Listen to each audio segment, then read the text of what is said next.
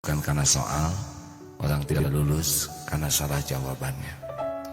Jadi kalau hidup kita merasa tertekan, pasti ada yang salah di dalam menyikapi persoalan ini.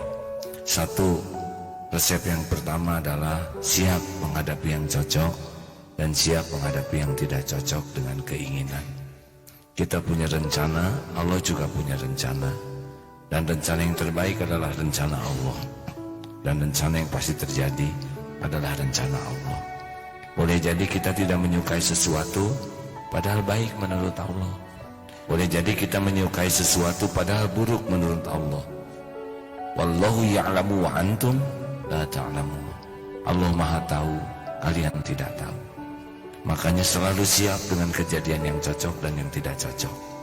Tidak harus memaksakan diri dengan yang cocok dengan keinginan. Yang paling penting adalah memaksakan diri dengan apa yang cocok menurut Allah Subhanahu wa Ta'ala. Yang kedua, kalau sudah terjadi, kuncinya harus ridho. Kita menderita bukan oleh kejadian yang ada, kita menderita karena tidak menerima takdir yang ada. Padahal setiap takdir sudah diukur oleh Allah Subhanahu wa Ta'ala, senantiasa pas bagi kita. Allah tidak akan membebani seseorang kecuali sesuai dengan kesanggupannya. Jadi kalau kita merasa berat, biasanya karena kita tidak ridho dengan takdir. Terima saja, faman rodiya falahu ridho. Barang siapa yang ridho kepada takdir, maka Allah ridho kepadanya. Waman sakhita falahu sukhtu. Dan barang siapa yang marah kepada ketentuan Allah, tidak merubah takdir, hanya merubah dirinya jadi orang yang dimurkai Allah. Yang ketiga adalah jangan mempersulit diri.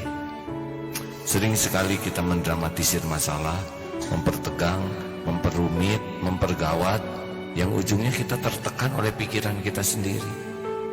Padahal jalani saja hidup ini. Kalau benar di jalan Allah pasti tenang, kalau tidak benar pasti galau. Oleh karena itulah jangan sibuk mengarang-arang yang belum ada. Jangan mendramatisir masalah, jangan dihebohkan. Tidak usah setiap persoalan jadi perkara besar. Proporsional. Yang keempat, kalau ngadepin masalah, evaluasi diri. Karena setiap kepahitan pasti diundang oleh diri kita sendiri. Ma asabaka min hasanatin faminallah, wa ma asabaka min sayyi'atin famin nafsik. Jadi kalau karunia datang dari Allah. Kalau pahit musibah diundang oleh dosa. Makanya kalau sedang ada masalah, sibuklah istighfar, sibuklah mohon ampun, baru akan terlihat. Kaca mobil kotor, ingin lihat jalan, tidak bisa dengan banyak mikir, tapi dengan banyak dibersihkan. Kalau hati kita makin bersih, kita bisa melihat banyak hikmah. Tapi kalau hati kita kotor, seperti kaca mobil kotor, tidak ada yang kelihatan, walaupun sangat ingin melihat jalan. Makanya kalau sudah mulai banyak pahit-pahit, harus banyak istighfar, tobat. Dan yang terakhir, cukuplah Allah sebagai penolong kita. Tidak ada satupun yang bisa menolong kita selain satu-satunya penguasa tunggal segala-galanya. Hasbunallahu wa ni'mal wakil, ni'mal maula wa ni'man nasir. Setiap hari kita bergantung, bersandar, berharap kepada selain Allah, niscaya Allah akan menanamkan di hati kita gelisah. Karena apa? Karena Allah Maha Pecemburu.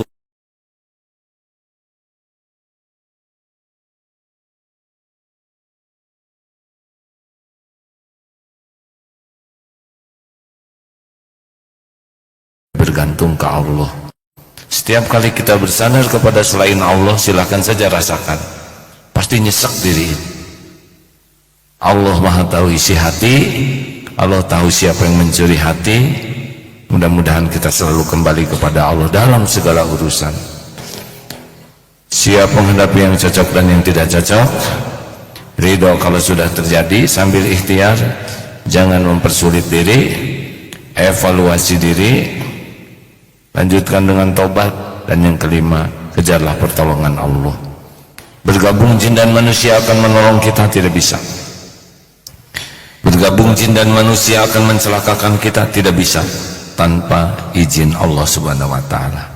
Semoga persoalan apapun bisa meningkatkan iman kita, persoalan apapun mematangkan pribadi kita, persoalan apapun bisa menggugurkan dosa kita, dan persoalan apapun membuat kita semakin dekat dengan Allah Subhanahu wa taala.